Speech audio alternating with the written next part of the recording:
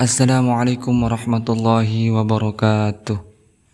Baiklah, di video kali ini kita akan melanjutkan pembahasan kita mengenai belajar tajwid dengan mudah, praktek di surah Al-Ikhlas. Sebelum itu mari kita membaca ta'awudz terlebih dahulu. A'udzu billahi minasy syaithanir rajim. Bismillahirrahmanirrahim. Baik, coba kita sekarang baca ayat pertama. Bismillahirrahmanirrahim. Qul huwallahu ahad. Qul huwallahu ahad. Sekarang di ayat pertama ini kita bertemu dengan qaf, qul, berarti harus menggunakan qaf, jangan sampai menggunakan kaf. Kemudian qul huwallah, di sini ada lafaz jalalah, sebelumnya berharakat fathah, maka kita hukumi sebagai tafhim, artinya tebal. Qul huwallahu ahad. Kemudian ada huruf qalqalah yaitu dal, ahad. Maka kita harus pantulkan suara daripada dal ini. Qul huwallahu ahad. Seperti itu bacanya, dihukumi sebagai qalqalah kubra karena ada huruf qalqalah yaitu dal di akhir kalimat ataupun diwaqafkan.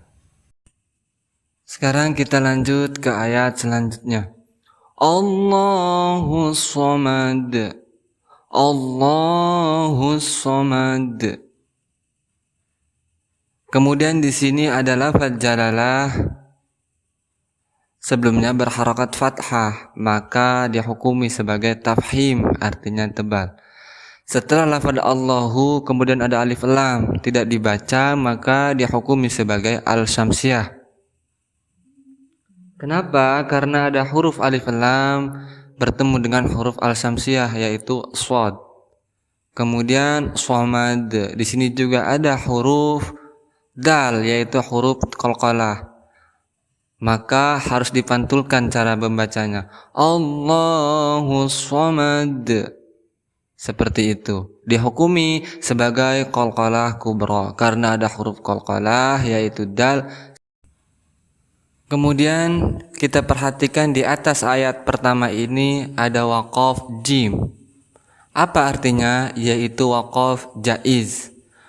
Artinya jaiz yaitu boleh, berarti di sini boleh berhenti, kemudian boleh juga wasol ataupun dilanjutkan kepada ayat kedua. Bagaimana cara membacanya? Cara membacanya seperti ini. Qul huwallahu ahadunillahus samad. Kita adakan nun iwad. Apa itu nun iwad? Nun iwad itu adalah nun pengganti. Pengganti dari apa? Pengganti daripada tanwin di lafaz ahadun. Karena secara pelafazannya ahadun dengan menggunakan dhammah tain ataupun ahadun dengan menggunakan nun yang disukunkan itu sama. Ahadun ini dibaca ahadun, ahadun ini dibaca ahadun. Maka ketika kita ingin menghilangkan tanwin daripada lafaz ahadun ini, maka kita harus mengadakan nun iwad. Artinya nun iwad adalah nun pengganti. Maka dibacanya ahadunillahus samad. Karena apabila kita membacanya seperti ahadullahu itu salah. Makanya di sini kita harus mengadakan yang namanya nun iwad sebagai pengganti daripada tanwin lafaz ahadun. Seperti itu. Kemudian timbul lagi pertanyaan, kenapa nun iwad ini selalu dikasrohkan? Kenapa tidak didomahkan ataupun difathahkan? Karena Al-Quran ini adalah berbahasa Arab, maka tidak akan lepas daripada kaidah-kaidah bahasa Arab. Ketika sukun dua berkumpul, maka wahurrika bil kasri li ajli takhallusi min iltiqa'is sakinaini. Di dalam kitab-kitab yang membahas tentang kaidah-kaidah berbahasa Arab, ketika ada dua sukun antara ahadun, nun yang disukunkan, kemudian alif lam juga sukun, maka wahurrika bil kasri, maka harokati saja dengan kasrah. Kenapa? Karena menurut orang Arab, menurut lidah-lidah orang Arab, harokat kasrah adalah yang paling mudah daripada harokat-harokat yang lainnya. Coba kita contohkan nun iwad ini difathahkan. Ahadunallahu somad, maka lebih berat. Atau didomahkan ahadunallahu somad, maka lebih berat. Maka di sini kita kasrohkan saja, karena menurut kaidah Arab kasroh adalah harokat yang paling mudah, yang paling enteng daripada harokat-harokat yang lainnya. Maka dibacanya Qul huwallahu ahadunillahu somad, seperti itu. Oke, sekarang kita lanjutkan ke ayat selanjutnya. Lam yalid wa lam yulad. Kemudian di sini juga ada huruf mad tabi'i yaitu waw, sebelumnya berharokat dhammah. Maka hukumnya sebagai mad tabi'i, panjangnya 2 harokat. Lam yalid wa lam yulad. Kemudian di sini juga ada yulad. Ada qalqalah kubra. Kenapa? Karena ada huruf qalqalah yaitu dal diwaqafkan ataupun di akhir kalimat. Wa lam yakul lahu kufuwan ahad. Wa lam yakul lahu. Di sini ada nun sukun bertemu dengan huruf idgham. Idgham apa? Idgham bila gunnah. Maka kita hukumi sebagai idgham bila gunnah.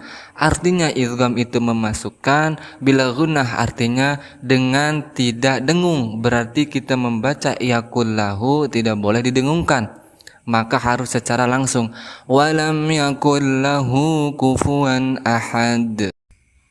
Kemudian setelah huruf yakun yaitu ada huruf lahu, ada hal dhamir diharakati dengan dhamma secara terbalik. Maka di sini kita hukumi sebagai mad shilah qasirah. Panjangnya berapa? Panjangnya 2 harokat. Kenapa disebut mad shilah qasirah? Karena ada hal dhamir bertemu dengan huruf hijaiyah selain daripada hamzah. Kemudian sebelum hal dhamir ini yaitu ada huruf hidup yaitu lam. Kemudian setelah lahu kufuan, lafaz kufuan. Di sini ada fathah tain bertemu dengan hamzah, maka kita hukumi sebagai izhar halqi. Karena ada tanwin bertemu dengan hamzah, maka kita hukumi dengan izhar halqi. Ada berapa huruf izhar halqi? Yaitu ada 6. Yang pertama hamzah, ha, ain, ha, ghin, kha. Kemudian setelah kufuan ada ahad. Ini juga sama, dia hukumi sebagai qalqalah kubra. Oke, sampai di sini dulu pembahasan kita kali ini. Mari kita sama-sama membaca Shadaqallahul azim. Kami ucapkan wassalamualaikum warahmatullahi wabarakatuh.